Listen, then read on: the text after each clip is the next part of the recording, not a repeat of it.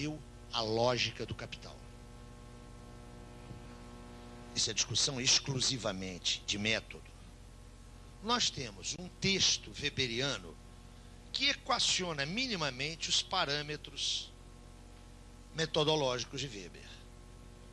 É só abrir lá Economia e Sociedade, que há um capítulo dedicado exclusivamente às categorias, ao que Weber chama de categorias sociológicas fundamentais. E é claro que uma boa compreensão do debate weberiano acerca do método implica a leitura de todo um conjunto de textos.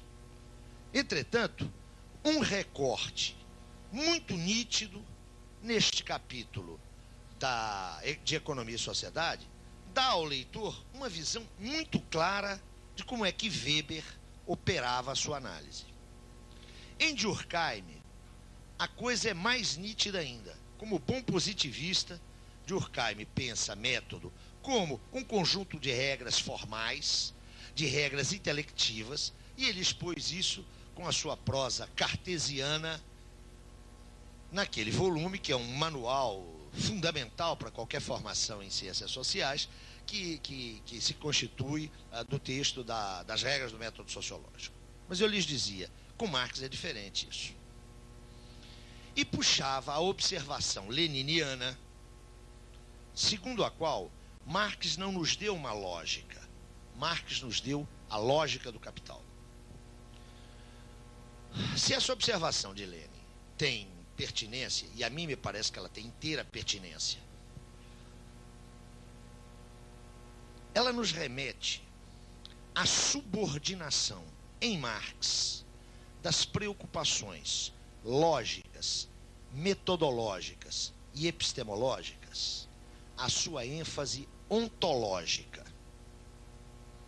Ou seja, Marx, ao contrário de uma forte tendência, que eu diria que é dominante na reflexão ocidental desde o século XVIII, e o ponto de partida dessa fortíssima tendência é a obra de Kant, Marx se contrapõe a essa tendência ao não discutir a questão do conhecimento tomada em si mesma.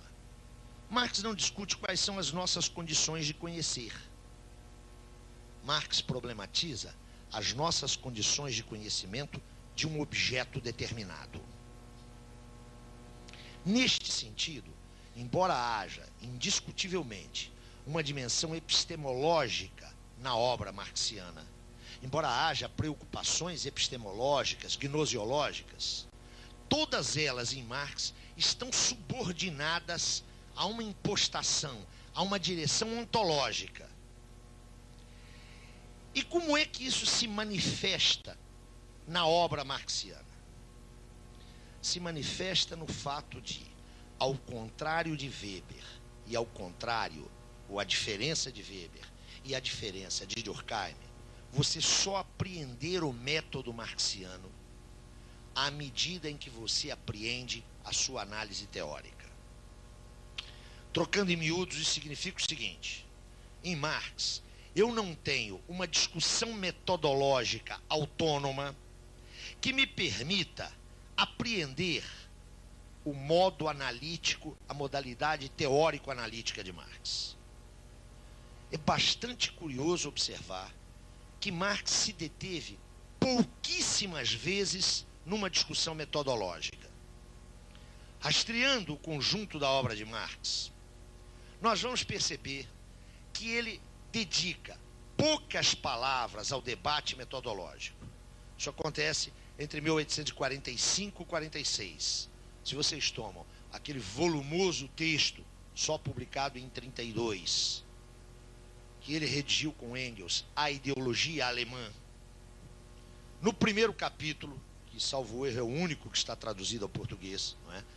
Aqui no Brasil não há uma tradução integral da Ideologia Alemã, há uma tradução integral lusitana, que, diga-se de passagem, é muito ruim.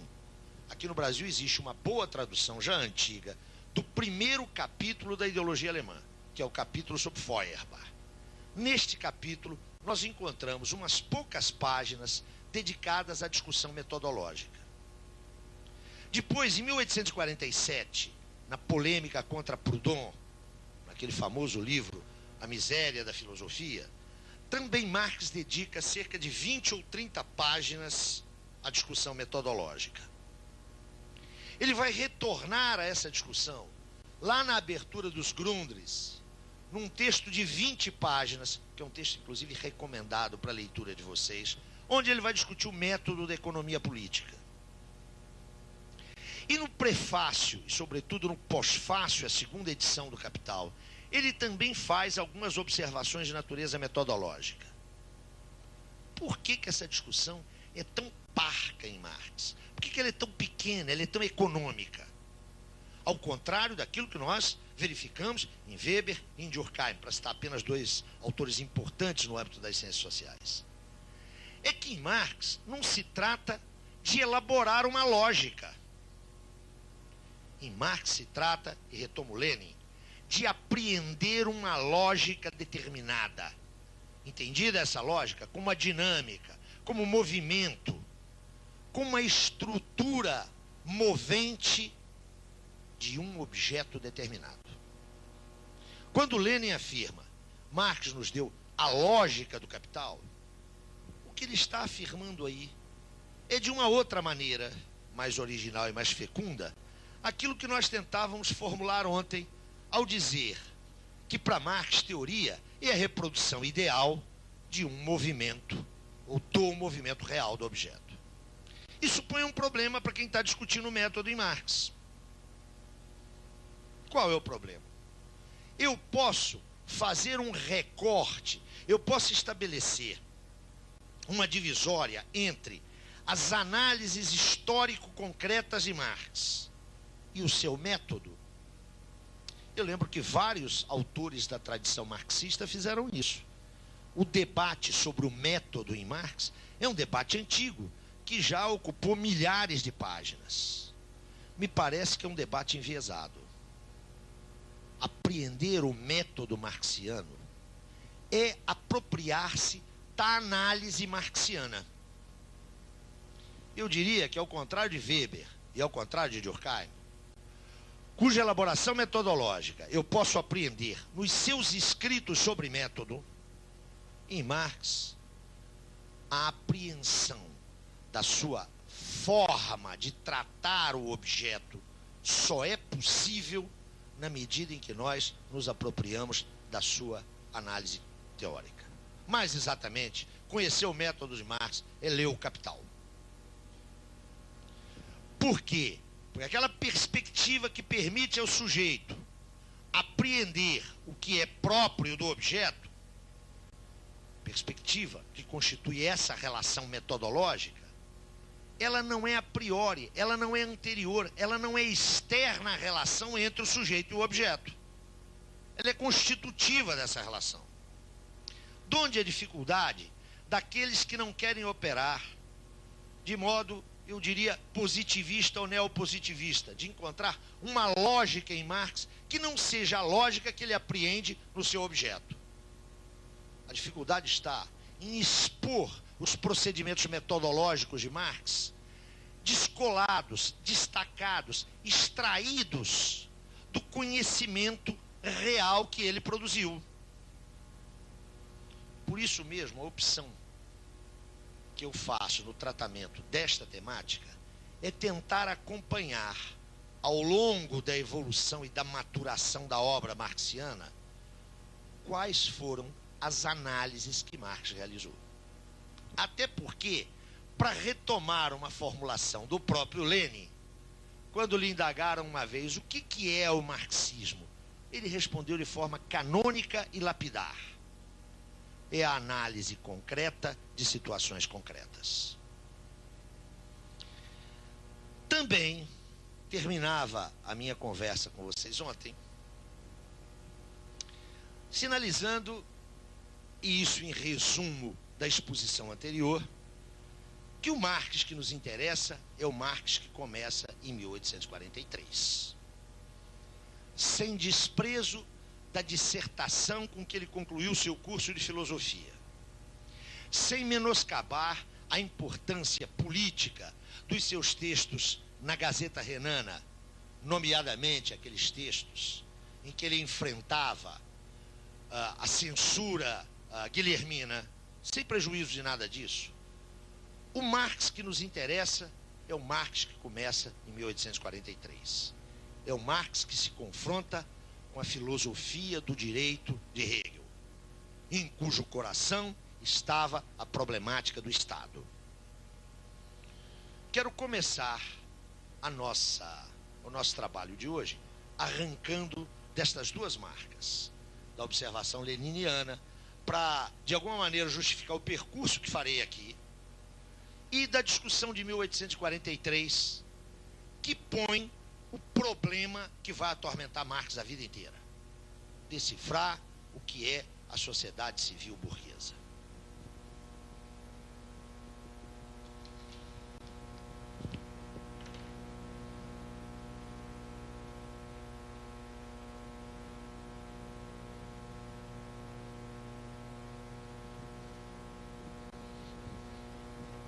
Vamos fazer um parêntese aqui. É uma boa questão, porque eu estou dando isso por suposto. Atenção. À medida que eu estou operando com supostos, se eles não vierem à tona assim, a gente pode se entender um bocado mal. Vamos tentar clarificar isso aí.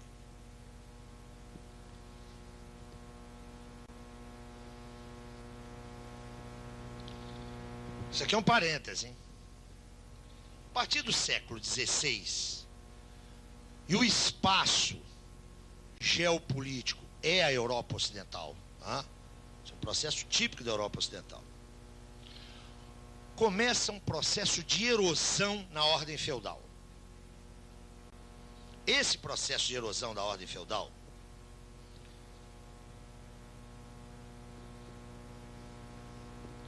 vai culminar no final do século XVIII. Esse longo processo, que na verdade é um processo multissecular, é o processo que nós chamamos de Revolução Burguesa.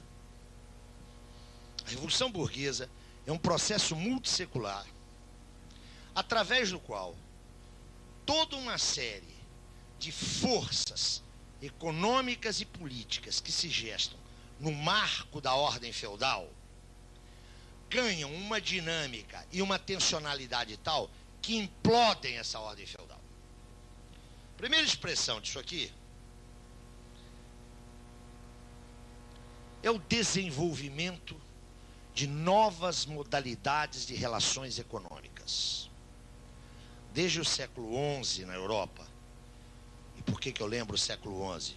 As cruzadas, há um renascimento do comércio na bacia mediterrânea, que a pouco e pouco vai ganhar o rumo do norte da Europa. Esse comércio gera uma enorme circulação simples de mercadorias. A figura do mercador que ia para o Oriente, trazia produtos raros na Europa e os vendia através de entrepostos que ficaram famosos. Pense nas repúblicas de Veneza e de Gênova.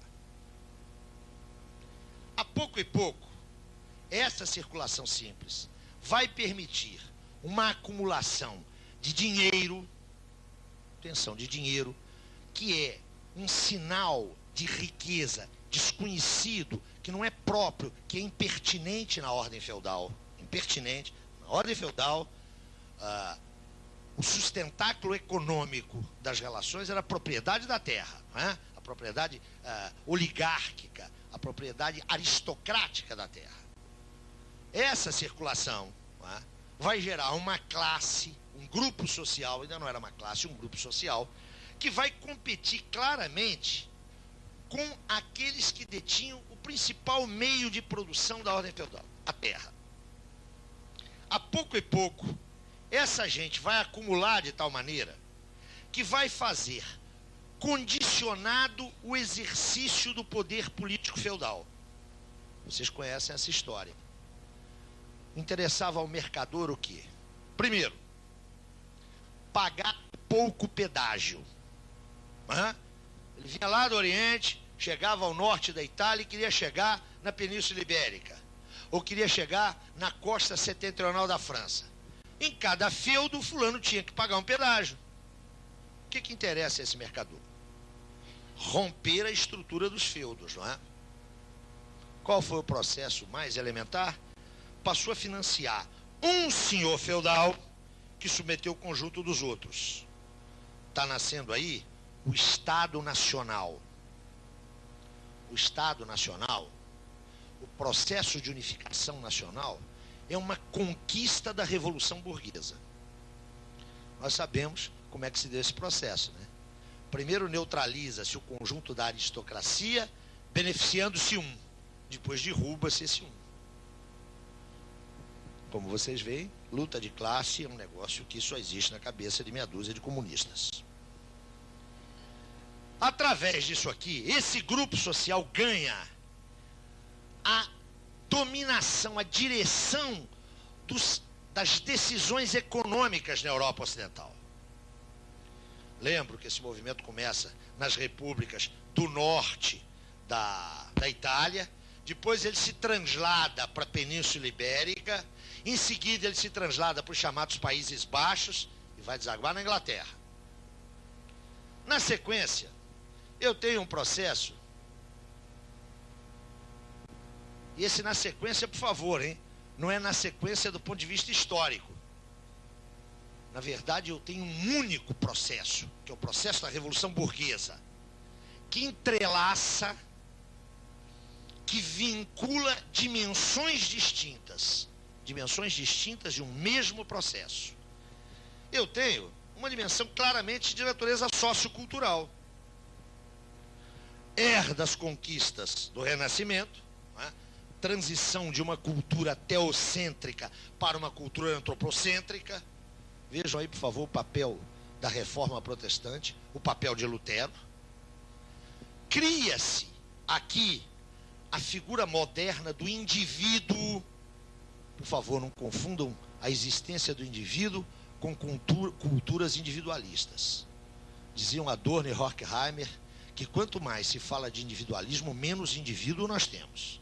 Está surgindo aqui o indivíduo moderno, que se pensa autonomamente, que não vê as suas conexões sociais como fins, mas como meios. Meios para os seus fins privados. Estou falando aqui na emersão de uma fratura da maior importância. A fratura entre o público e o privado, que é produto deste processo. O cidadão grego, quando ia para a assembleia política, quando ele ia para o conjunto dos proprietários, o cidadão era proprietário, na velha Grécia, não havia distinção entre os seus interesses pessoais e os interesses da polis. Aqui, ó, começa essa fratura, essa distinção entre aquilo que é pertinente a mim como sujeito singular e o conjunto do grupo social ao qual eu pertenço. Eu tenho aqui um processo de laicização. Eu tenho aqui um processo de dessacralização do mundo. Aliás, muito bem observado por Weber, não é? Quem leu a Ética Protestante e o Espírito do Capitalismo sacou isso claramente, não é? Enquanto o homem da ordem feudal olhava o mundo como um enigma a requerer admiração, o homem posterior ao século XVI olha esse enigma como algo que deve ser solucionado de forma prática. Vocês conhecem essa história, não é? Está lá no Weber. Mas a gente podia fazer aqui a experiência. É bastante provável que se eu os convidar na sexta-feira, quando vocês ficarem livres de mim, para uma praiazinha deserta aqui, a gente tomar um porre e ver o pôr do sol, a maioria de vocês vai dizer: oh, que belo lugar, como a natureza é linda, que felicidade é estar aqui. Mas se eu chamo o diretor executivo da OAS, ou da Odebrecht, levo eles para lá, eles vão olhar a mesma coisa que vocês estão olhando e vão dizer: ótimo lugar para montar aqui um resort. Essa é a diferença. Está surgindo aqui uma outra cultura. É nesse processo que aquele grupo social que se constituiu indecisório das alavancas do poder político, que passou a financiar o absolutismo, ele passa também a ganhar a consciência social. Expressão maior disso, a Ilustração francesa do século XVIII. Modela-se, constrói-se um outro tipo de sociabilidade.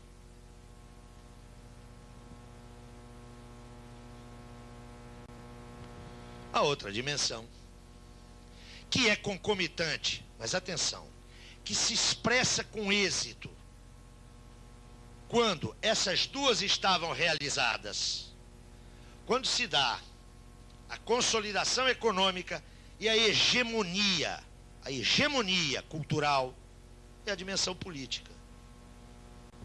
Não tem pescoço de rei sagrado, passa-se a faca no Luís sei lá das quantas. E mesmo quando se restaura o império, isso me parece o ato fundante do Estado burguês. Mesmo quando ele é restaurado, em 1804, aquele cabo curso, o senhor Napoleão Bonaparte, não é o representante do Papa que lhe põe a coroa na cabeça. É ele que põe a coroa na cabeça. Eu sou imperador porque tenho força, porque tenho exército. Não é pela vontade de Papai do Céu, não. Um Estado laico, não confessional. Ora, isso é um processo que vai do século XVI ao século XVIII. Os pensadores que nesse decurso histórico trataram de compreender a ordem emergente sempre lidaram com uma antinomia.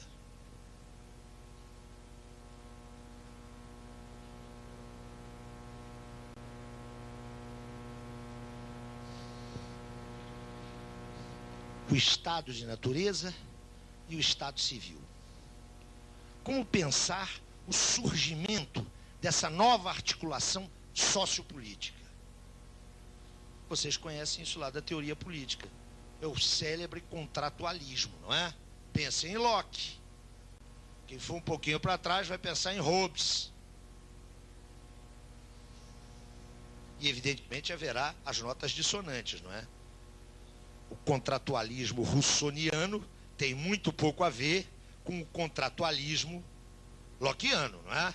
Num caso, eu tenho uma concepção de contrato social que é claramente oligárquica. No outro caso, eu tenho uma concepção de contrato que é fundamentalmente democrática. Não é?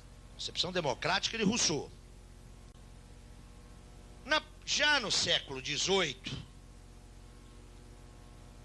essa antinomia passa a ser deslocada por outra.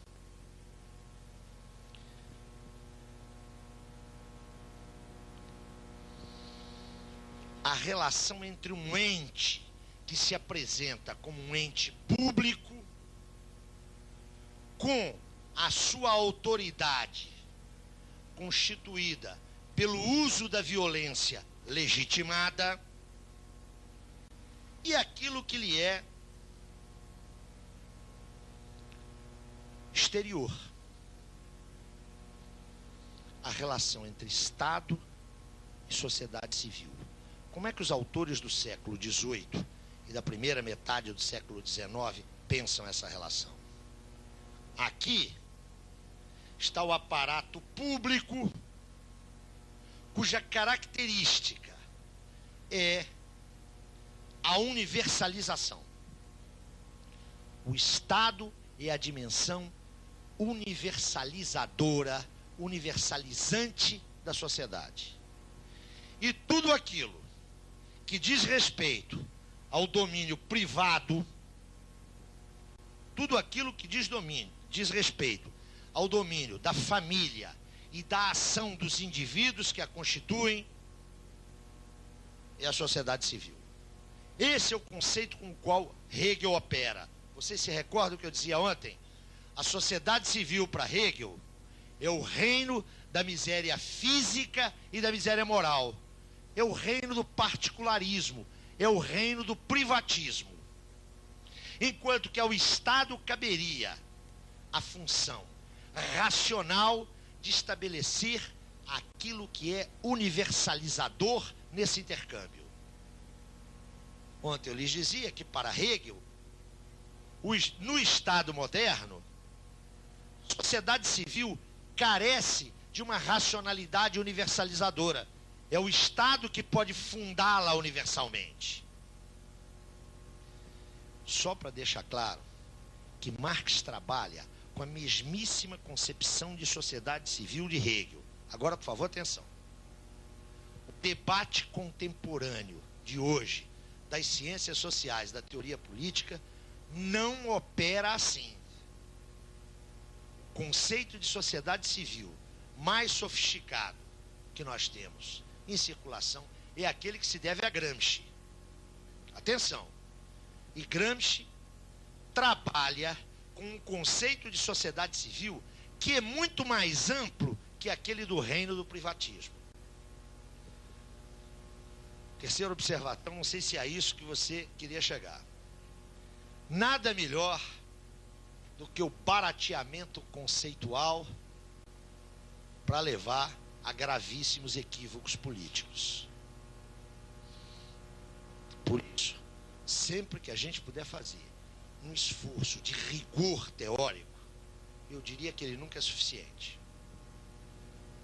Em Gramsci, o conceito de sociedade civil não é o conceito de uma esfera amorfa. A sociedade civil gramsciana é uma sociedade constituída por classes, com conflitos, com tensões, com contradições e antagonismos. Com todos os problemas que podem ser apontados na elaboração gramsciana, eu quero lhes lembrar que Gramsci era um revolucionário, era um marxista, era um comunista e era um homem da Terceira Internacional. Hoje, o barateamento desse conceito leva a uma noção inteiramente frouxa, laça, insignificante de sociedade civil. Por sociedade civil se entende tudo aquilo que não é estatal. E nós sabemos o uso que está sendo feito dessa noção, não é? Quem fala hoje em autonomia da sociedade civil, desculpem, mas é uma constatação, é um ilustre pernambucano. É o Dr. Marco Maciel, que considera que os estatutos de cidadania que configuram a moderna democracia devem promover a autonomia da sociedade civil. Quero lhes lembrar que o projeto, aliás, em parte implementado, de reforma do Estado brasileiro, no primeiro e no segundo consulados de Fernando Henrique Cardoso, né, projeto esse elaborado pelo professor Presser Pereira, tinha como centro a promoção da responsabilização da sociedade civil. Isso não tem nada a ver com essa discussão aqui, hein? Sociedade civil virou um fetiche, igualzinho à cidadania, igualzinho à participação desses que os de cima utilizam para acabar com as possibilidades alternativas do andar de baixo. Eu creio que é importante chamar a atenção disso, porque essa cultura própria da retórica neoliberal, a satanização do Estado conduziu a verdadeiros abortos na análise da sociedade brasileira. Eu já não suporto mais, se tiver alguém aqui, me desculpe, mas eu ontem arroguei os meus 54 anos para me desculpar com relação a isso, né? Eu já não suporto mais ver forças de esquerda dizendo que querem uma sociedade civil forte, organizada, temos que fortalecer a sociedade civil. Eu não quero fortalecer a sociedade civil coisa nenhuma. Eu acho que a Fiesp, a CNI, que são partes constitutivas, a UDR, que são partes constitutivas da sociedade civil, eu não quero fortalecê-las, não. Dizer que a sociedade civil brasileira é frágil, uma ova. Ela é fortíssima. O que é frágil na sociedade civil brasileira são as agências que expressam as demandas e as aspirações dos explorados. Isso é frágil na sociedade brasileira. E é frágil por um histórico processo de repressão. Agora a esquerda já mudou o papo, né? Especialmente o onguismo, né?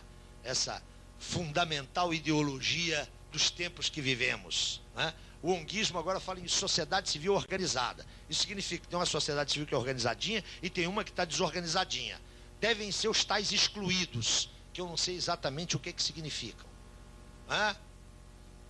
Então, aqui, ó, a sociedade civil está sendo usado essa relação entre o reino do privatismo, das atividades econômicas, dos interesses específicos dos indivíduos, dos agentes econômicos, e aquilo que pode oferecer a isso universalidade. É nesse sentido que Hegel utiliza essa expressão e Marx vai trabalhar com ela.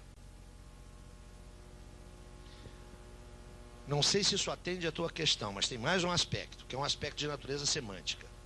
Num dos textos que eu sugiro para a leitura de vocês, que tem uma boa tradução do Gianotti e do Malagodi, quando aparece pela primeira vez a expressão sociedade civil, eles colocam entre parênteses Bürgerliche Gesellschaft, que é a expressão alemã, que é a expressão que Hegel usa.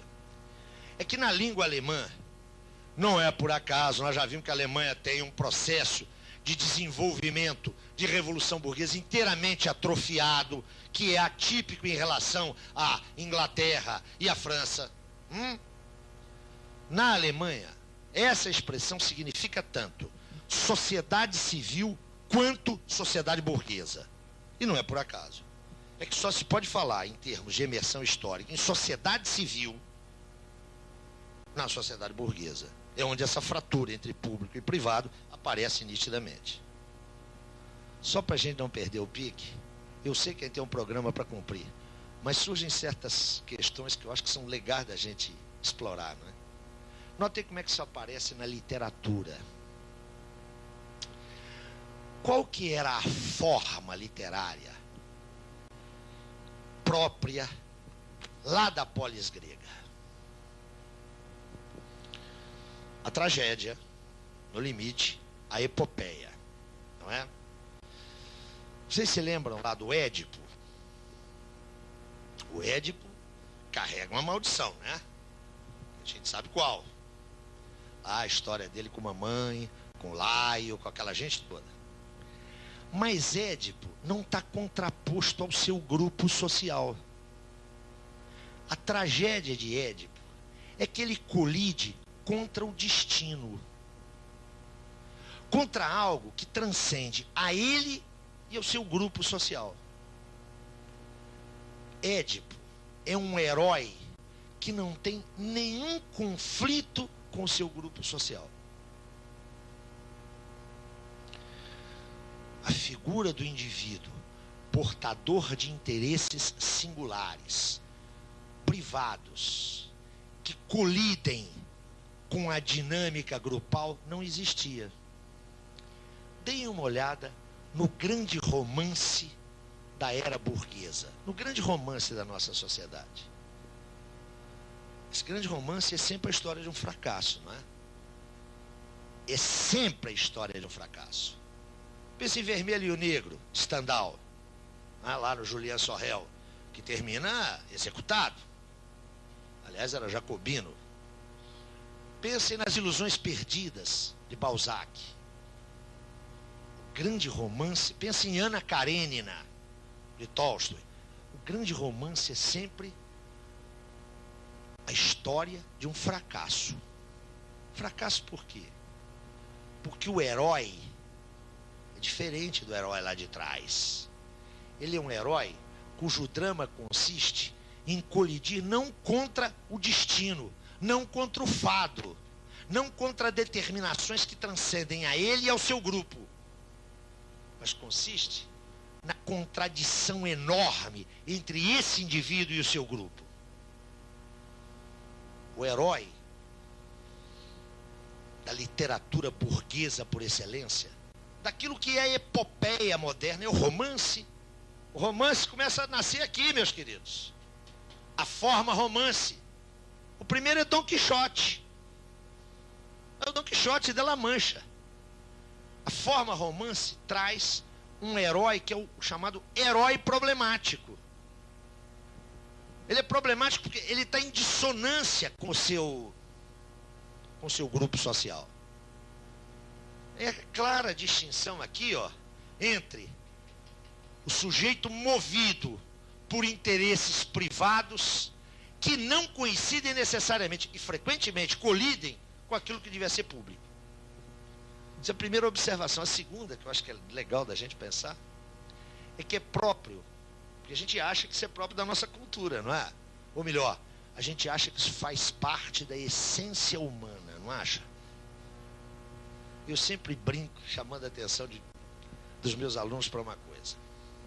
Por que a gente vai ao teatro ou vai ao cinema? É evidente que o cinema é pior, mas nós nos emocionamos com Romeu e Julieta, tá? A obra do Shakespeare. E é evidente que a gente não fica com o coração melado por causa daqueles dois adolescentes, né? Que aliás são os bobocas. Por que nos emociona aquilo? Ou por que quando eu recuo um pouquinho mais, eu penso na paixão de Abelardo por Heloísa e me comovo? Por que isso nos toca tão fundo? É bom que os senhores saibam que o amor individualizado, o amor de Maria por Joaquim e de Joaquim por Maria, supõe o indivíduo social. E essa figura é recente na história da humanidade.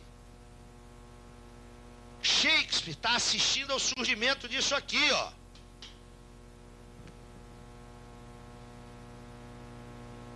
A escolha individual, o amor individual é muito recente, porque ele supõe o quê? Indivíduos não apenas que possam escolher, mas que escolhem. Essa figura é nova na história. Ah, não tem nada. Não existe uma essência humana. Ah, o amor individual. O amor individual é muito novo, é muito recente. Não começou lá com Adão e a Eva, não, hein? Quando a gente olha o surgimento dessa literatura no Renascimento, é ali que está surgindo o indivíduo socialmente construído, ou socialmente constituído. Isso é muito recente na história. Esse indivíduo que nós somos, que se crê livre e independente, está surgindo aqui, ó. Vocês vão ver isso no texto que eu recomendei a vocês de Marx. Nunca, olhem que efeito fantástico, nunca nós dependemos tanto dos outros quanto hoje. E nunca tivemos a impressão de que somos tão independentes. Aqui, ó. Aqui está emergindo a ordem burguesa. Está emergindo uma forma societal que é absolutamente única na história da humanidade. Onde é que está esse absolutamente único? Ela só se mantém e só se reproduz enquanto tal na medida em que ela subverte diariamente, constantemente, os seus meios e modos de produção e reprodução. Para falar na linguagem de Marx, isso aqui, ó, é um espaço aberto ao desenvolvimento das forças produtivas. Não infinito, mas aberto. Aqui, ó, se constitui a possibilidade dos homens se pensarem como gênero. O amarelo lá da Ásia, o negão lá da África subsaariana, o amarelo ou vermelho aqui das Américas, deixam de ser figuras estranhas. Quando se cria o mercado mundial, não é apenas essa camisa que eu visto aqui, que foi tecida com algodão colhido pelo negro lá no Mississippi, fiado lá em Manchester e confeccionado no norte da Itália. Não é só a mercadoria que transita. Transita também a possibilidade dos homens, nas suas diferenças, se reconhecerem como expressões iguais. Então o que está acontecendo aqui, ó, é o surgimento do nosso mundo, desse homem que nós somos hoje. Que ao contrário do homem do passado, eu falei aqui em Gesellschaft. Vocês conhecem a oposição feita por Ferdinand Tönnies, o sociólogo alemão, entre Gesellschaft e Gemeinschaft. entre sociedade e comunidade. Na verdade, isso é uma velha lenga-lenga sociológica para distinguir formas pré-capitalistas de formas capitalistas. Nas formas pré-capitalistas, como é que se manifestavam os vínculos de dependência? Se manifestavam por proximidade territorial e por vínculos de sangue. Então, eles tinham uma percepção imediata. O jeito que era excluído da sua comunidade morria. A excomunhão é isso, vai para longe. Hoje, você nasce em Pernambuco, trata de dentes em São Paulo, toma um porre em Lisboa, se apaixona em Roma e vai morrer no México. Note, o desenvolvimento da sociabilidade é a redução da ponderação das determinações naturais e orgânicas por determinações cada vez mais sociais. Nesse sentido, as dependências ou as interdependências não têm manifestação empírica imediata. Então você entra no seu gabinete, no seu escritório, no seu quarto, liga o seu computador e diz: aqui eu vou pensar sozinho. Eu estou aqui podendo exercer a minha autonomia. Exercendo a tua autonomia, uma ova. Para aquele computador chegar ali, houve uma rede de interações que começou lá do outro lado do mundo.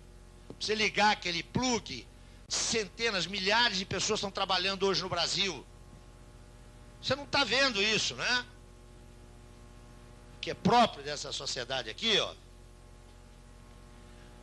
é constituir uma rede de relações básicas na sociedade civil que não aparecem como tais para o indivíduo. O que aparece para o indivíduo é isso aqui, ó. É o Estado, né? Que aparece para nós não sob forma de relação, aparece sob forma de coisa, né? O que é o Estado para nós? É a intimação da Receita Federal para a gente pagar o imposto, né? É a carteira de identidade, é a delegacia de polícia, é o juiz me cobrando a pensão do quinto casamento, é o filho apurrinhando porque quer autonomia. O que é o Estado? O Estado é, sobretudo para nós, o porrete policial. A gente encontra o Estado aonde? Quando se faz uma greve, eles mandam lá os seus macacos. Quem dera que o Estado fosse isso, né? Se fosse isso, a gente acabava com ele brincando. Esse vai ser o tema da sequência. Para o Marx, essa coisa aqui, ó, expressa essa aqui, ó. Para Marx não há uma relação orgânica entre Estado e sociedade civil. Há uma relação de altíssimo nível de complexidade, que implica imbricações orgânicas e outras imbricações. Eu dizia que o que importa para nós é 1843.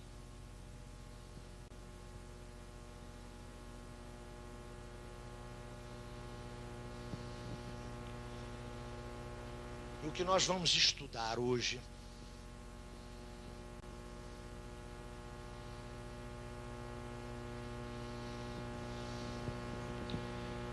é um arco de 3 a 4 anos. O trânsito de Marx de uma problematização filosófica do mundo à tomada da crítica da economia política como instrumento de conhecimento da sociedade civil vai se dar neste decurso temporal. Eu quero deixar claro que eu não estou trabalhando aqui com fases, nem com etapas, nem com momentos. Eu estou seccionando esse período porque ele tem referências de produção clara. Aqui, ó, é o manuscrito de Kreuzner. Aqui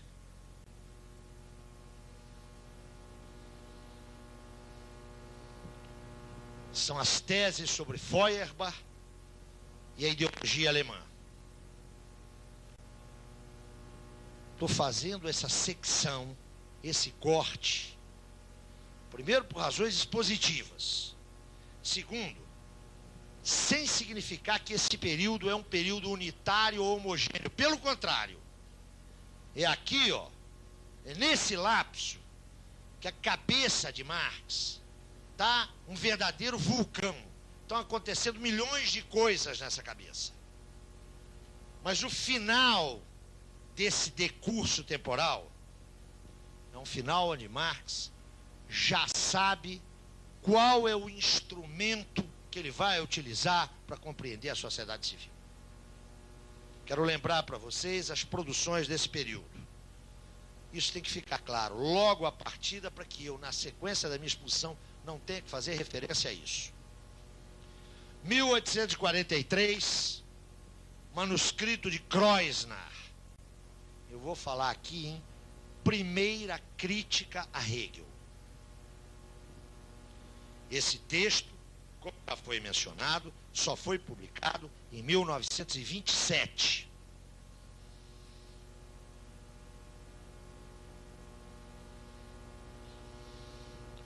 No ano seguinte, 1844, Marx produz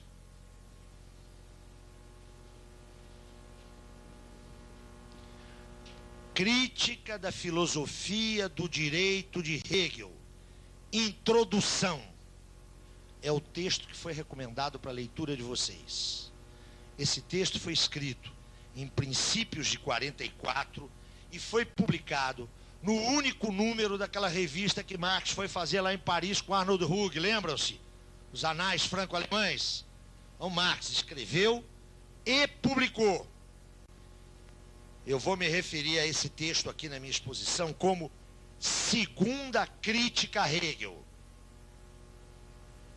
Tá claro?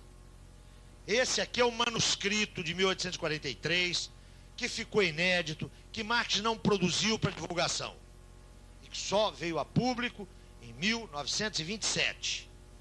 Logo na sequência, em 44, ele escreve Crítica à Filosofia do Direito de Hegel, Introdução, que ele publica em 44.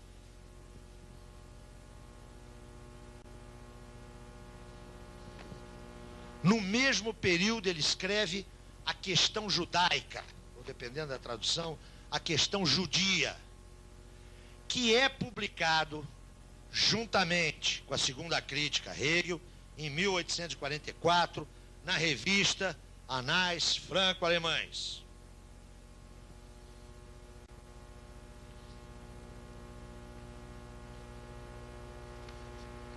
Ainda no ano da graça de Nosso Senhor Jesus Cristo, de 1844, se encontrando lá com a economia política, vocês lembram? Influência de Engels, aquele artigo que Engels manda da Inglaterra e que é publicado lá nos Anais Franco-Alemães. Marx escreverá: os manuscritos econômico-filosóficos ou manuscritos de Paris, ou manuscritos de 44. Eu vou me referir aqui a manuscritos de 44, que só foram publicados em 1932. Além desses manuscritos, Marx produziu, ou deixou, os chamados Cadernos de Paris, que não são a mesma coisa que os manuscritos. São extratos das suas primeiras leituras de obras de economia política. Isso também só foi publicado na década de 30.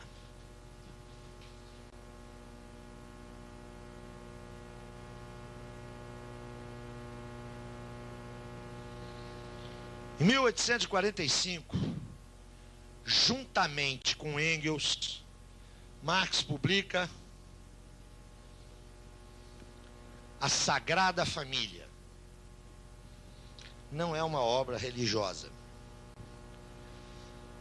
Essa obra tem por título A Sagrada Família, ou Crítica da Crítica Crítica.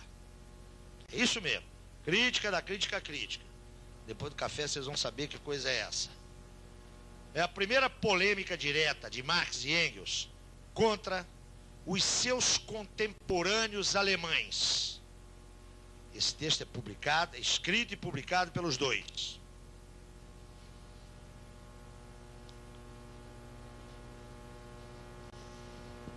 Entre 1845 e 1846, Marx e Engels escrevem A Ideologia Alemã, que só foi publicada, como vocês sabem, em 1932.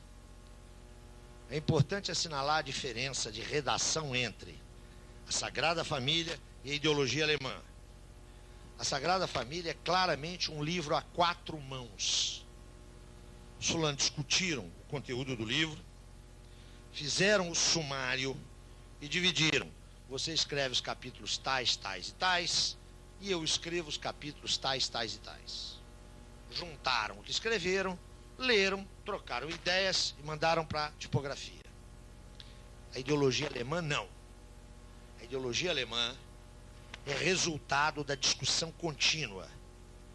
Estão discutindo e escrevendo, ou seja, é uma expressão muito mais fusionada da articulação do pensamento.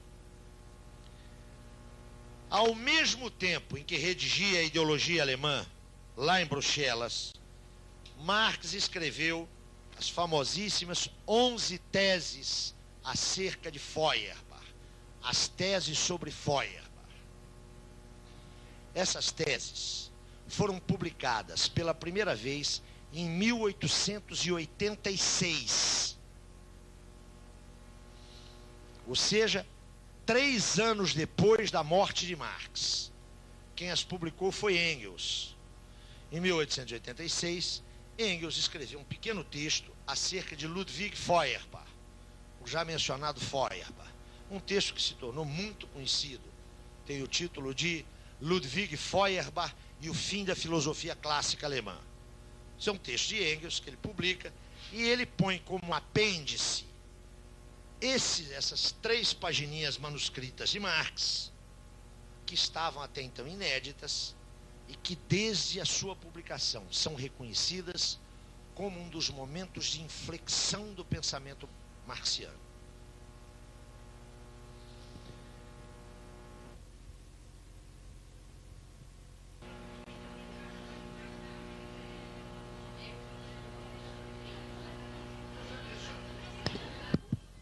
Eu já mencionei aqui a importância.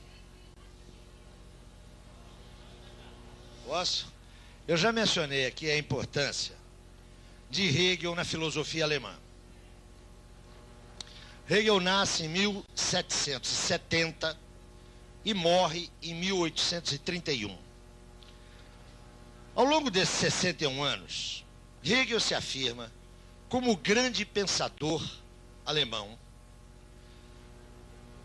E é sem qualquer sombra de dúvidas aquele filósofo cuja obra, pela sua magnitude, pela sua importância, vai se constituir numa referência para o debate alemão de 2 décadas após a sua morte. Na verdade, até 1848, a figura que vai dominar a cultura alemã é Hegel. Depois de 48, a pouco e pouco, a influência hegeliana vai quase desaparecer no pensamento alemão. Explica-se a razão disso. É que boa parte dos revolucionários de 48 se pretendiam, se diziam, em larga medida, eram filhos da filosofia hegeliana. Então Hegel é o pensador que vai, eu diria, inaugurar o século XIX na Alemanha. As relações de Marx com Hegel, lembra vocês que Marx tinha 13 anos quando Hegel morreu? As relações de Marx com a obra hegeliana constituem um tema inesgotável de estudo, de debate e de polêmica.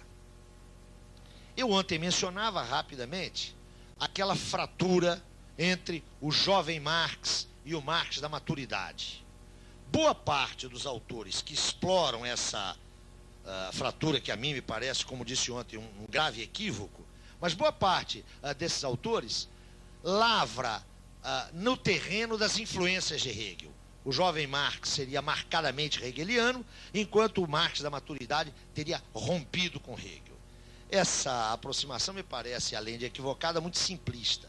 Na verdade, as relações de Marx com o pensamento de Hegel foram extremamente complicadas e passaram por momentos muito distintos. Esse momento que nós estamos estudando aqui é um momento de recusa e subsequente incorporação de várias entonações do pensamento de Hegel por Marx. Tematizar esses anos da formação do pensamento de Marx é tematizar um movimento de afastamento e um movimento de aproximação a Hegel. Aproximação que, dando-se por volta de 44, 45, penso eu, vai marcar o resto da evolução intelectual de Marx. Marx não é um hegeliano, mas Marx é impensável sem Hegel. Não há dúvida nenhuma de que uma das fontes fundamentais da arquitetura marxiana é o pensamento de Hegel. E eu sinalizei isso ontem, quando na minha introdução falava naqueles 3 pilares do edifício marxiano. Eu falava no chamado método dialético. Essa é uma clara incorporação que Marx faz de Hegel. É evidente que Marx não incorpora sem mais a contribuição teórico-metodológica de Hegel. Pelo contrário, Marx várias vezes mencionou que era necessário inverter as concepções idealistas de Hegel, que era preciso colocar Hegel de cabeça para baixo para encontrar o mundo sob seus próprios pés. Mas é evidente que a relação de Marx com Hegel não se resume a uma inversão materialista. É muito mais complexa. Marx retrabalha o universo categorial de Hegel. Marx atribui novos sentidos, novos significados a categorias hegelianas e, sobretudo, articula aquilo que ele incorpora criticamente de Hegel numa concepção que é bastante original em face de Hegel. Mas o ponto nevrálgico é insistir em que Marx é impensável sem Hegel. Nestes anos, Marx vai definir a sua relação com Hegel. E essa definição começa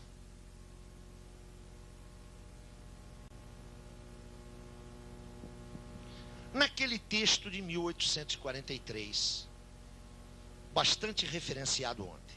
Aquele texto que permaneceu inédito, que Marx não escreveu para publicação, mas que registra a sua primeira crítica a Hegel. Qual era o problema de Marx? O problema de Marx era o mesmo problema de Hegel em 1843. Marx queria compreender a relação entre Estado e sociedade civil na ordem burguesa.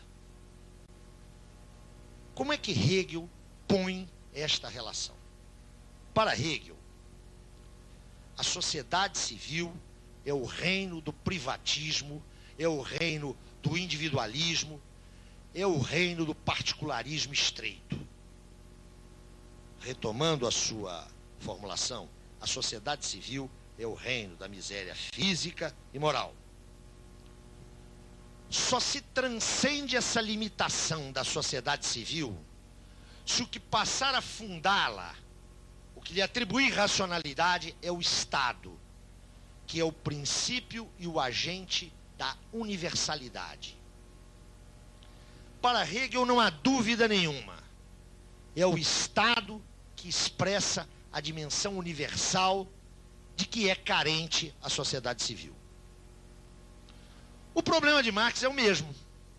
Marx quer saber o que pode ser universal na comunidade dos homens. E ele quer pensar, e pensa, a sociedade civil tal como Hegel.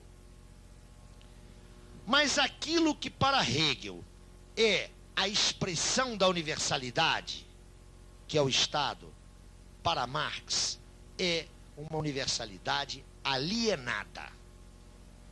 O que Hegel vê como realização da razão na história, Marx vê como uma mistificação.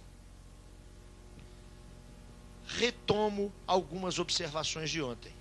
Marx está lendo a Crítica da Filosofia do Direito de Hegel, que é uma obra de 1821, com os olhos de um jovem filósofo fortemente influenciado por Feuerbach, que 2 anos antes, na sua obra A Essência do Cristianismo, tinha atribuído a Hegel uma inversão mistificadora. Para Feuerbach, onde Hegel via o sujeito, estava o atributo. E onde ele via o atributo, estava o sujeito. Marx faz a leitura da análise hegeliana da relação Estado-sociedade civil com a mesma ótica e afirma: Hegel mistifica essas relações. Hegel quer pensar a universalidade a partir do Estado. Isto não é verdade. A verdade é que o Estado expressa a sociedade civil. E a partir da compreensão da sociedade civil que eu posso compreender o Estado. E esse Estado que aí está é um Estado alienado, ele é uma falsa universalidade, ele não é uma universalidade real. Por quê? Porque ele expressa uma sociedade civil na qual é impossível uma dimensão universalizadora. Notem que, se o problema de Marx era o mesmo de Hegel, quando ele impugna a solução hegeliana, ele está se colocando uma programática que não é a de Hegel.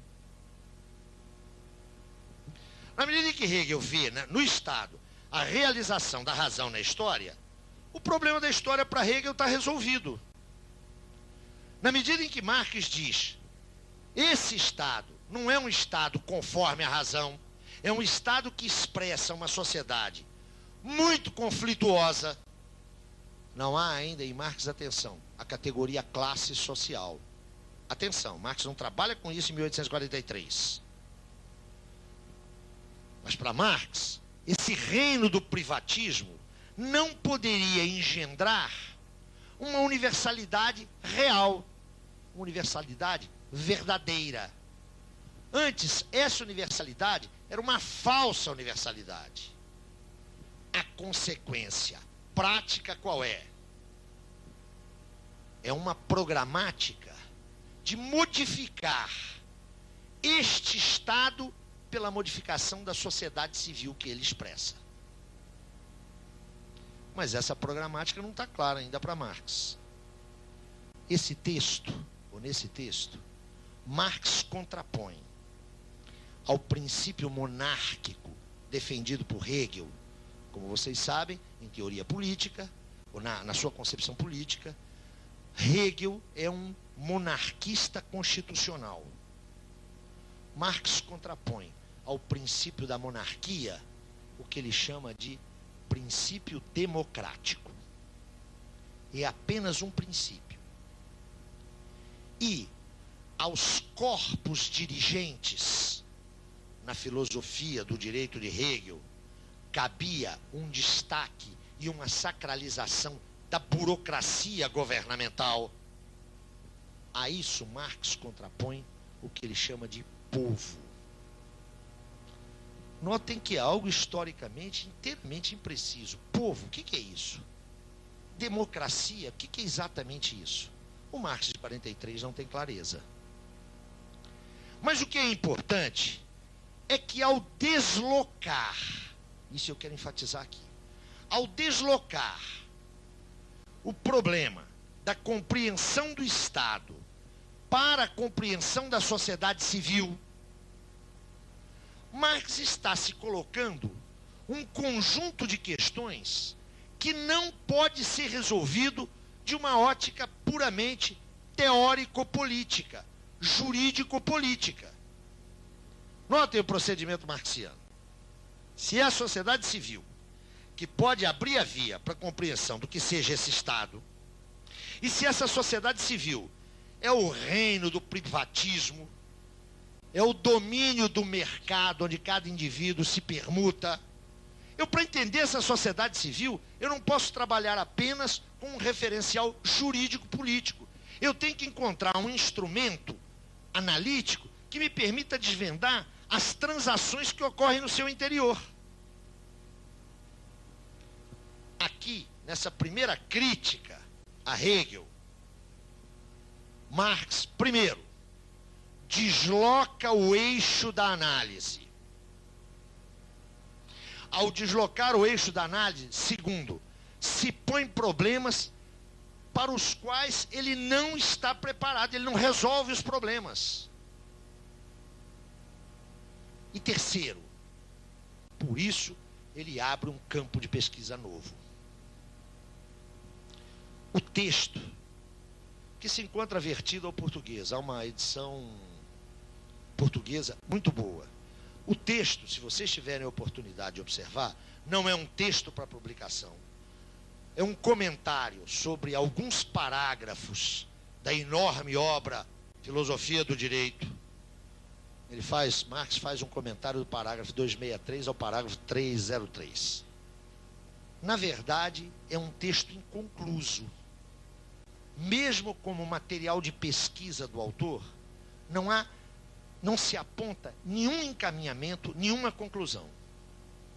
Isto só viria a aparecer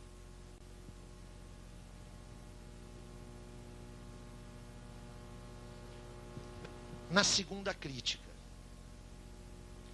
que é o texto publicado, vejam que coisa fantástica, publicado cerca de 8 meses depois. Eu quero assinalar isso. A primeira crítica, o manuscrito de Kreuzner, é escrito nos primeiros dias do segundo semestre de 1843. O outro texto, aquele que é Crítica da Filosofia do Direito de Hegel, ponto, introdução, que é publicado no único número dos Anais Franco-Alemães, que circula entre junho e julho de 1844. Então, tudo indica que esse texto foi escrito,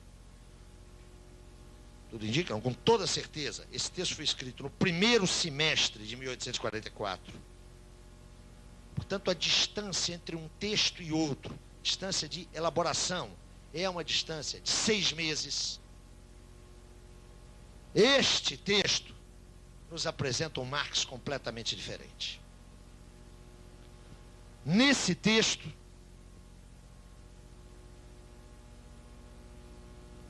aparecem 2 categorias que estão completamente ausentes no manuscrito de 43. Primeira categoria: revolução. A categoria revolução é central na segunda crítica a Hegel. A outra categoria é a categoria classe, que não comparece no texto de 6 meses antes. Mas, na segunda crítica, a revolução é associada à necessidade da classe social, que, sendo a mais desumanizada, é a única que pode ter exigências radicais de humanização. Neste segundo texto, Marx vincula a revolução proletária à filosofia clássica. Marx dirá, nesse segundo texto, que as promessas que a filosofia clássica, aquela inclusive representada por Hegel, as promessas que a filosofia clássica levantou, colocou no mundo, só são realizáveis pelos herdeiros práticos dessa filosofia. Marx estabelece aí um nexo claro entre a filosofia clássica e as promessas de emancipação humana e a revolução e a classe operária. Caramba, nós estamos lidando com outro pensador, não é? Aqui, ó, está o Marx que teve o primeiro contato com a economia política. Olha lá o texto do Engels. e é o Marx que se ligou aos trabalhadores, ao movimento operário e ao movimento socialista. Aqui é um Marx comunista que está falando. Há uma brutal diferença entre a primeira e a segunda crítica. O que houve aí nesses meses foi a precipitação, por favor, no sentido de experiência química, hein? Quando você junta 2 ou 3 elementos e um deles se precipita, se cristaliza, não é? Rapidamente. Houve a precipitação do desenvolvimento ideopolítico de Marx. Mas atenção, o problema do Estado permanece. Marx vai continuar dizendo, olha, o Estado que aí está não é a realização da razão. O Estado que aí está não universaliza os interesses humanos. Mas Marx não dispõe, nesse momento, de nenhuma, absolutamente nenhuma entrada conceitual, nenhum aparato teórico que lhe permita compreender a sociedade civil. Mas já está aqui, insisto, o seu campo de problemas, que vai ser viabilizado enquanto possibilidade de análise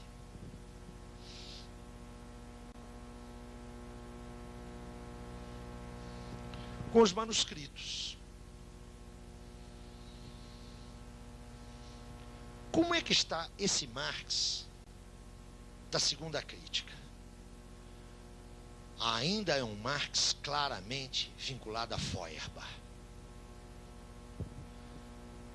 Muda a direção da crítica, Marx se põe como comunista, a solução não está no domínio teórico, está na ação prática.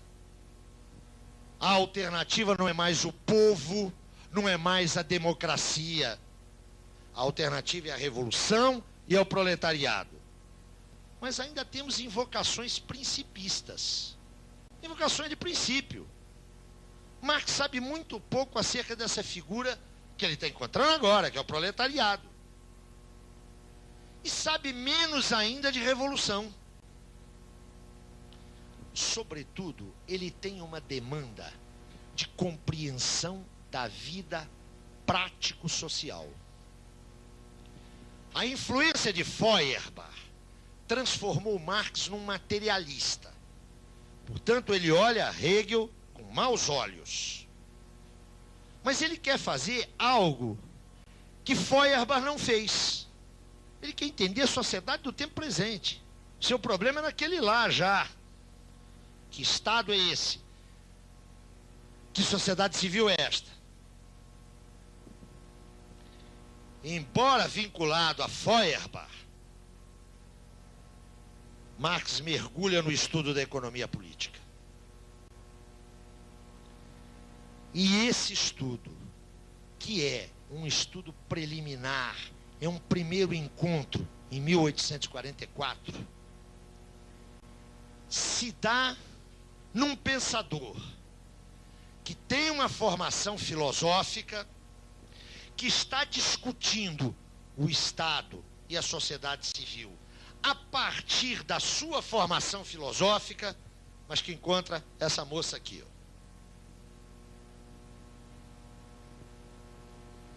Encontra essa moça, a senhora economia política. Que moça é essa? Agora, se não me permitir um outro parênteses, porque a linguagem aqui é completamente outra.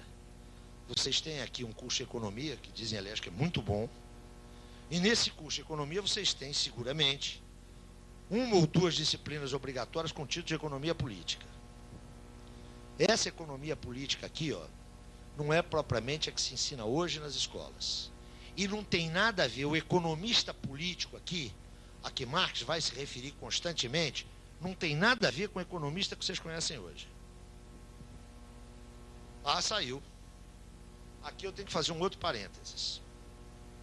Depois eu volto aos manuscritos, hein?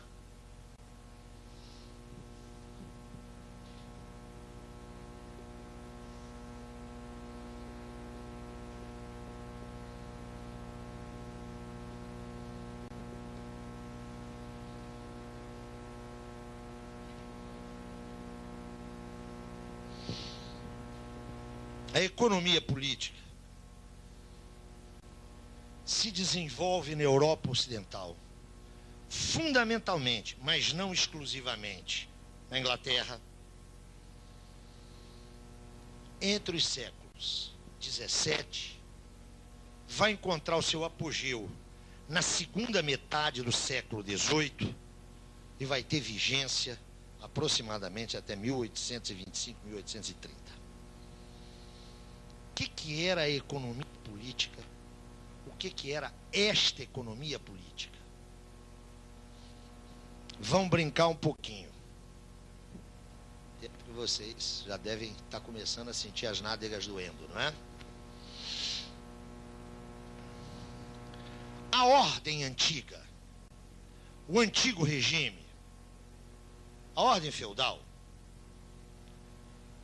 que domina a Europa Ocidental desde o século IV, com o esboroamento do Império Romano do Ocidente, esta ordem tinha um fundamento da riqueza, a propriedade imobiliária.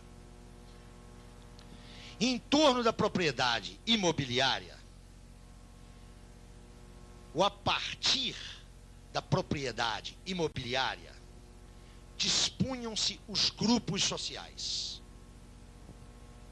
A nobreza, os servos, de alguma maneira, o extrato, que era o clero,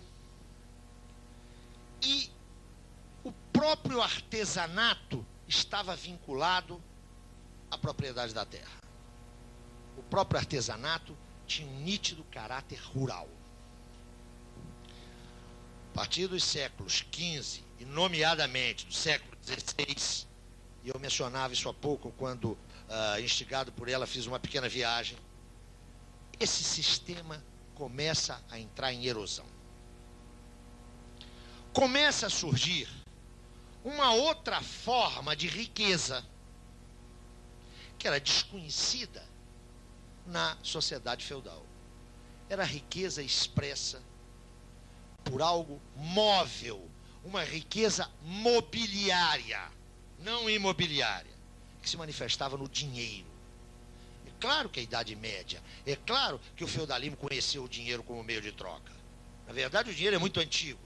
Na forma de moeda, ele surge no século II a.C., lá na Ásia Menor.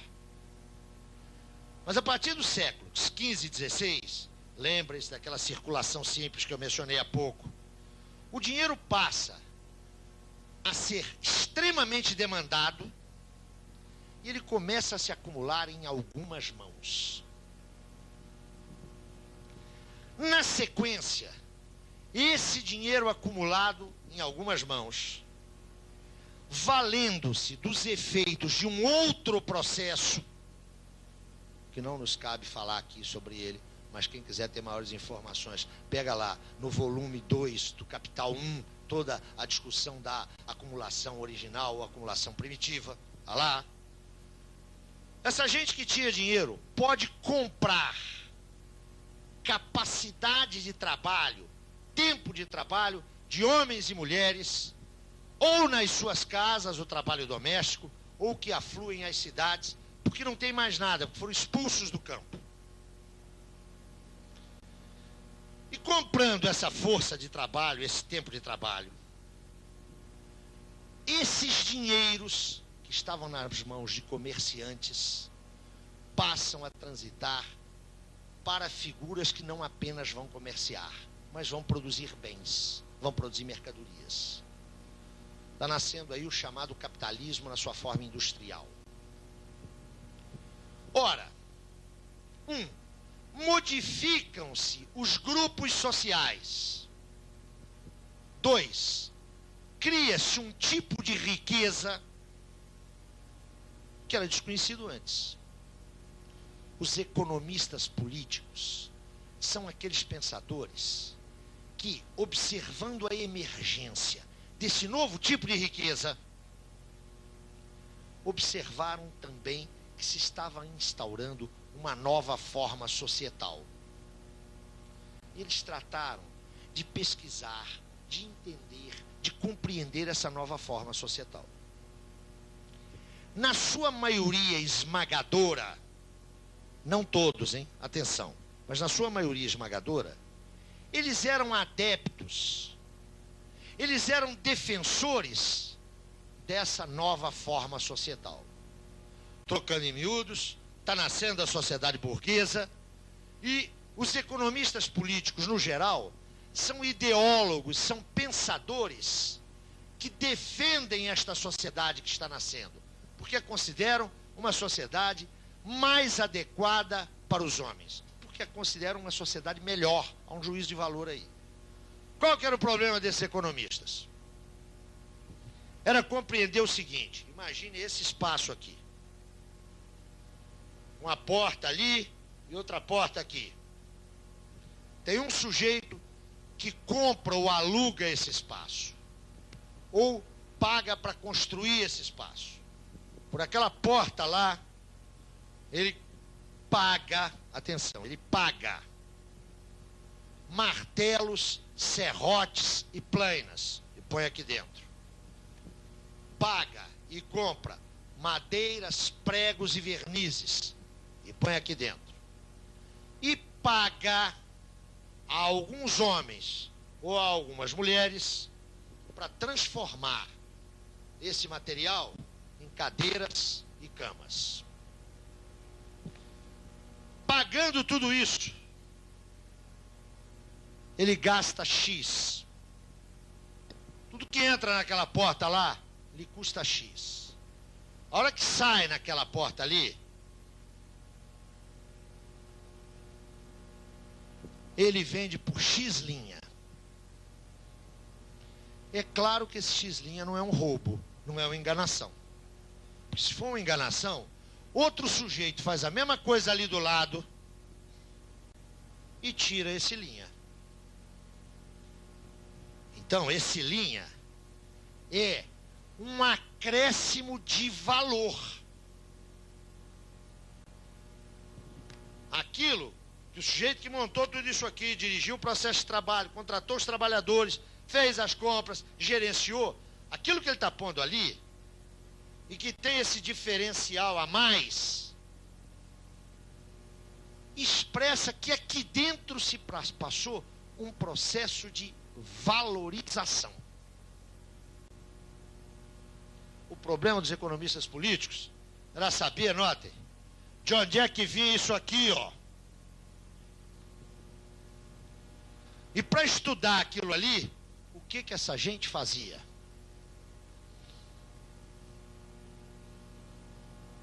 Estudava as classes sociais. Quando eles explicavam aquilo, eles explicavam o lucro, que era a remuneração do capitalista. Eles explicavam o salário, que era a remuneração do trabalhador. Mas explicavam também a compra ou o aluguel desse imóvel através da renda fundiária. Eles estavam estudando ali, ó. Para isso tem que haver moeda disponível, tem que haver legislação que garanta a legitimidade dessa moeda, tem que haver um emissor, tem que haver um sistema tributário, um sistema fiscal. Eles estavam estudando o Estado. Essa gente, para tentar explicar isso aqui, ó, não fazia economia no sentido que os nossos estudantes estão fazendo aqui do lado. Aqui do lado os meninos estão aprendendo mercado de capitais, juro, lucro, não é isso? Os cursos de economia discutem o Estado? Os cursos de economia discutem classe social? Nem pensar. Isso eles mandam para o departamento de teoria política. Não é? Que a hora que a gente vai lá no departamento de teoria política, a gente vai discutir representação, legitimidade e legalidade. Se alguém perguntar como é que funciona a economia, eles mandam aqui para o departamento de economia. Essa gente aqui não. Essa gente aqui, ó, para estudar isso, está estudando a nova sociedade que está nascendo. O economista político é o primeiro teórico da sociedade burguesa. A economia política é a primeira forma de teoria social moderna. Agora observem. Para esses economistas políticos, olhem para cá. De onde é que sai essa coisa aqui, ó? O que cria o valor? Eles não têm nenhuma dúvida em responder. É o trabalho. Eles não têm nenhuma dúvida em responder. Serrote, martelo, verniz, prego, madeira, essas instalações, nada disso cria valor. O que cria valor é o trabalho. E essa gente não tinha nenhuma dúvida em dizer: se todo mundo trabalhar, todo mundo vai ganhar. Notem, esses caras não eram doidos, não.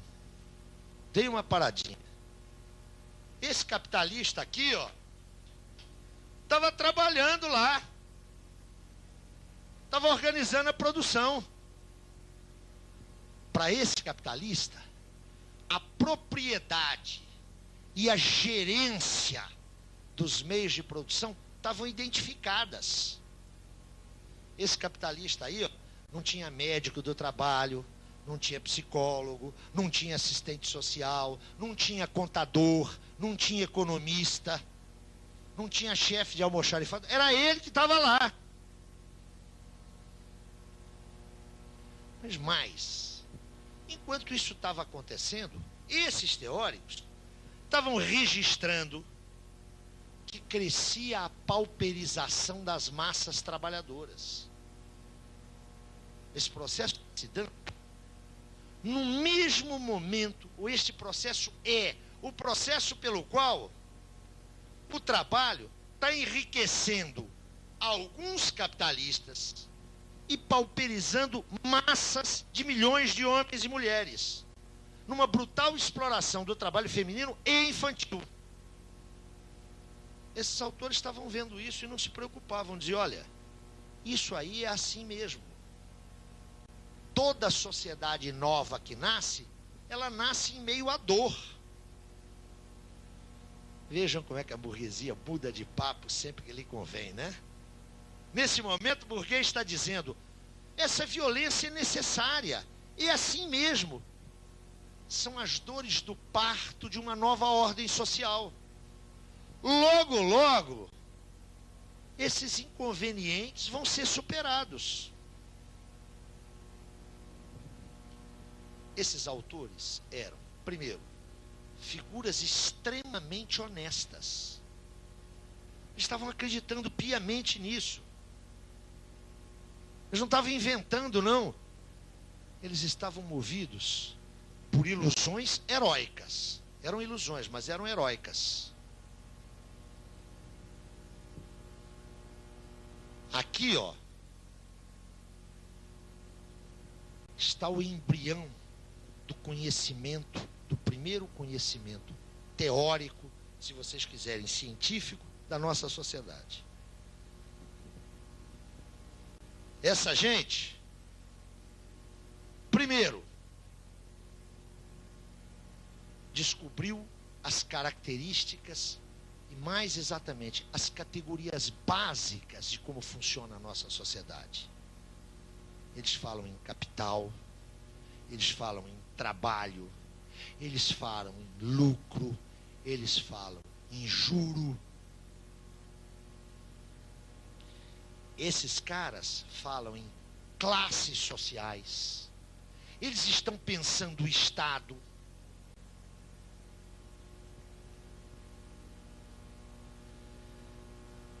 E eles estão fundando a sua concepção teórica na convicção de que o resultado desse processo é uma sociedade mais livre, mais justa e mais igualitária. Atenção, e mais igualitária.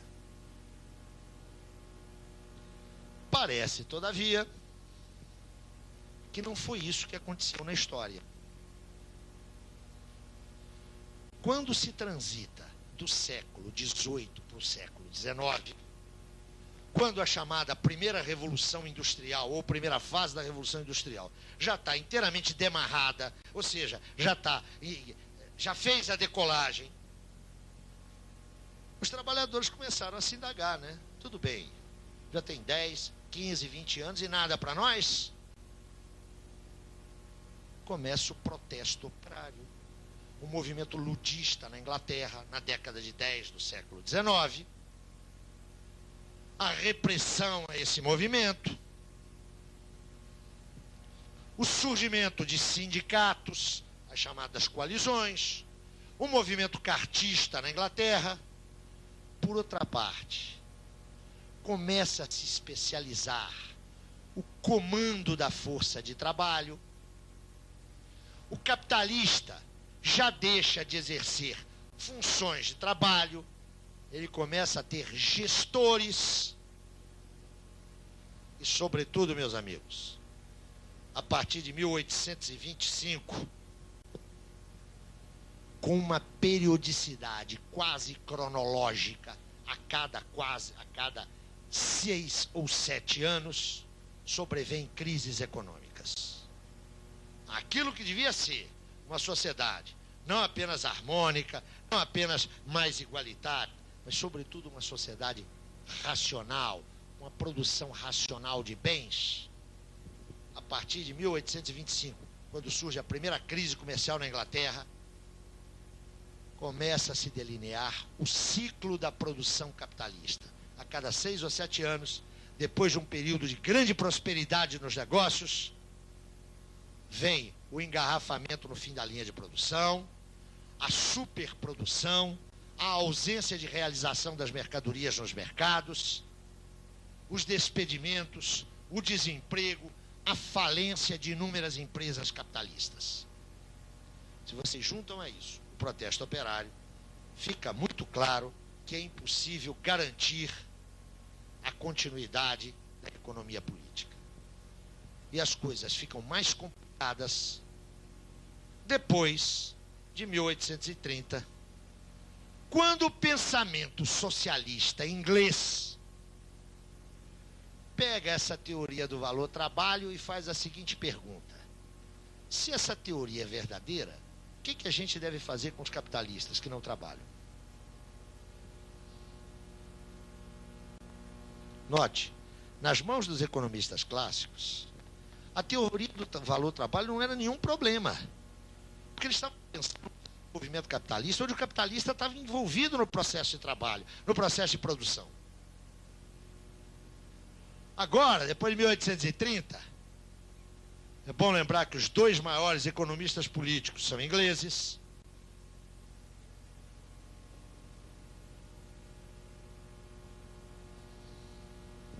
Smith, que publica sua obra no último quartel do século XVIII, e Ricardo, que publica sua obra em 1818 e morre em 1821.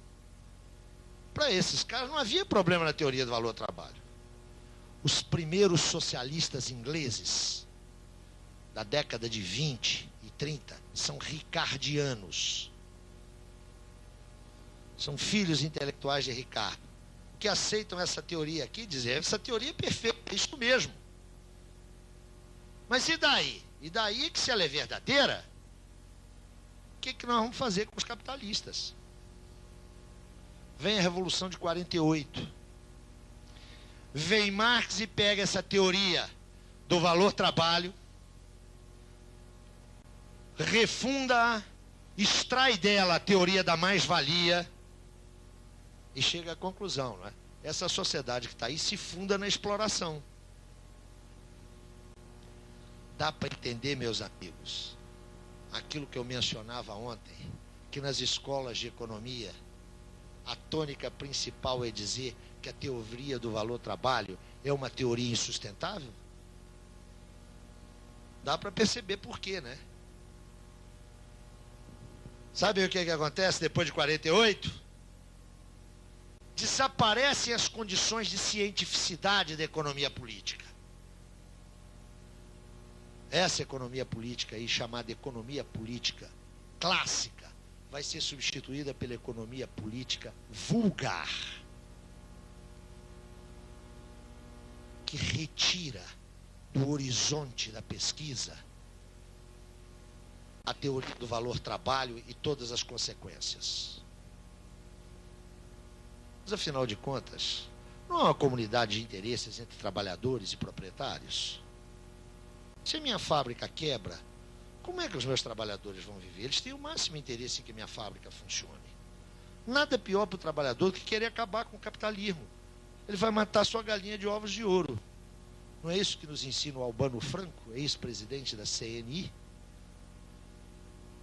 O nosso santo Papa, o gordalhão do Leão XIII, ele não nos disse que há interesses comuns entre capitalistas e proletários, desde que os capitalistas não explorem muito e os proletários não sabotem e nem deem ouvidos aos falsos profetas, leia-se aos socialistas, comunistas e anarquistas.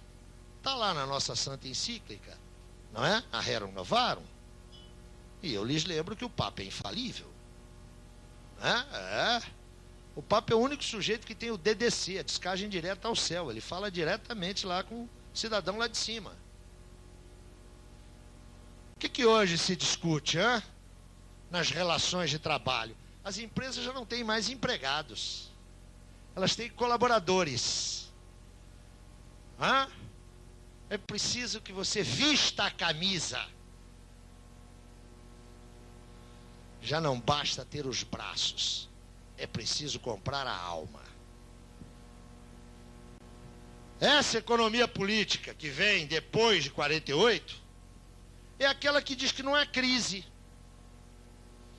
Não tem crise. Ou quando tem crise, é um fenômeno inexplicável, é da ordem da natureza, igual uma tempestade. Uma empresa quebra porque seus gestores, houve corrupção ou foram maus administradores. Uma ova. As empresas quebram pelo ciclo capitalista.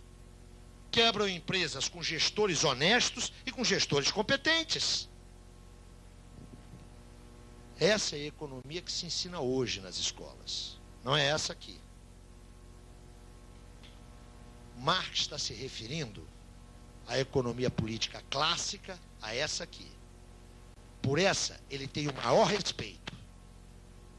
Essa aqui ele chama de vulgar, é uma apologética. Ela não é uma teoria, nem é uma ciência. É uma defesa descarada da ordem burguesa. Essa economia política aqui, é que vai ser fundamental para Marx. E eu já vou antecipar agora um ponto programático posterior. A essa economia,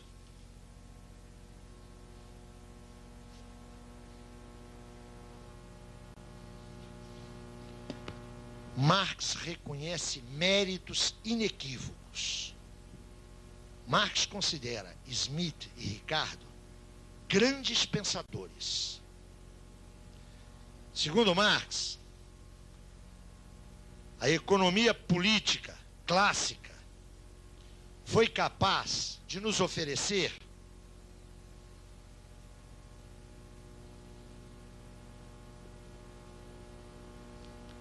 as categorias sem as quais não se pode pensar teoricamente a sociedade burguesa. Marx tem, por esses autores, um enorme respeito. Mas atenção. Segundo Marx, estes autores pensaram, elaboraram e descobriram essas categorias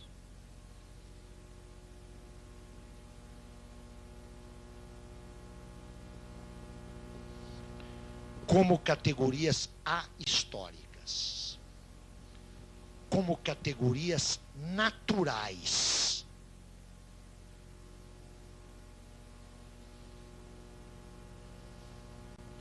Vocês hão de se recordar que o século clássico da constituição do pensamento político burguês, o século XVIII, é o século de apogeu do justnaturalismo. na sua luta contra a ordem feudal, os ideólogos burgueses invocavam o justnaturalismo e invocavam o direito natural como ponto de partida de uma reorganização geral da sociedade. Pense, por exemplo, nos direitos humanos, tal como eles são formulados na transição do século XVIII para o século XIX. Né? Todo homem tem um direito natural à vida, à liberdade e à propriedade. Direito natural? Tem escrito aonde? Então, a ordem da natureza, que a gente vai lá e acha, 23, item 4, é claro que isso é uma mitologia. Não tem, perdão, isso é uma mitologia, uma interpretação crítica da história. Né? Há várias correntes respeitáveis, aliás, que estão convencidas da existência dos direitos naturais. Entretanto, isso não resiste a uma análise histórica. O direito é construído. O justnaturalismo vai fornecer a esses autores aqui, ó, a justificação da defesa do direito à propriedade burguesa, do direito à liberdade de trabalho, do trabalho livre. Marx dirá: estes autores compreenderam admiravelmente bem que os homens fazem as máquinas, constroem máquinas, desenvolvem tecnologias, trabalham a matéria-prima, produzem camisas, calças, sapatos, ferrovias, locomotivas.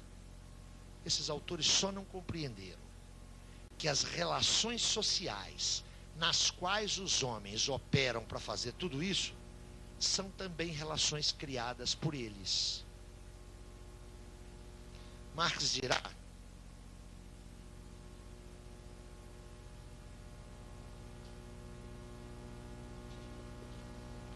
que a relação capital-trabalho, tematizada pela economia política,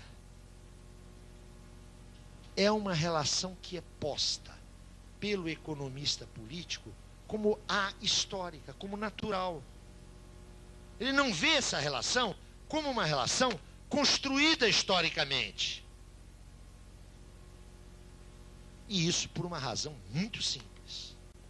Não é porque ele seja desonesto, não é porque ele seja um mistificador, é porque, dada a sua posição de classe, de defesa da ordem burguesa, ele só pode ver isso aqui, ó, como uma relação natural. Violar isso aqui é violar a natureza.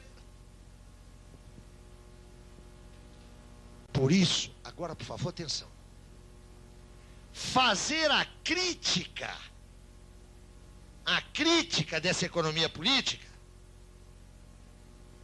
é abrir a via à compreensão da sociedade civil burguesa. Que esta economia política descreve esta sociedade do seu ponto de vista. Logo, fazer a crítica dessa economia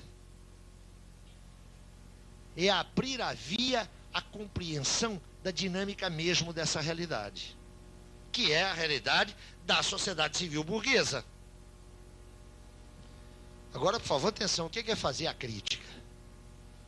Fazer a crítica para Marx não é falar mal, hein? Não está no domínio da crítica construtiva e da crítica destrutiva. Vocês sabem qual a diferença entre uma e outra, né? A crítica construtiva é a que nos convém. A crítica destrutiva é aquela que não nos interessa, né? Evidentemente não é nesse plano. Observem vocês que a palavra crítica aparece em praticamente todas as obras fundamentais de Marx.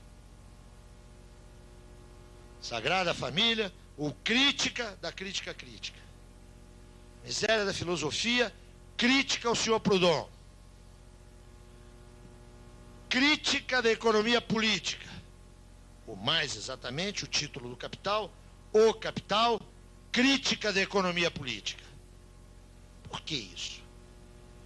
Para Marx, fazer a crítica significa trazer à consciência os fundamentos Crítica para Marx é tomar todo e qualquer processo nos seus fundamentos, tomá-lo pela raiz e tornar consciente, trazer a consciência. Isso é que é teoria, gente. Vamos voltar para ontem? Reprodução ideal do movimento. É isso que é crítica. Para não ter nenhuma dúvida. Se o ilustre professor Adorno, e se o mais ilustre ainda, professor Horkheimer, comparecessem diante de Marx e lhes dissessem: estamos elaborando uma teoria crítica, Marx ia dar uma gargalhada. Porque a crítica é o constitutivo da teoria. Não é como se houvesse uma teoria acrítica. Na ótica marxiana, uma teoria acrítica não é uma teoria. É, antes de tudo, uma mistificação.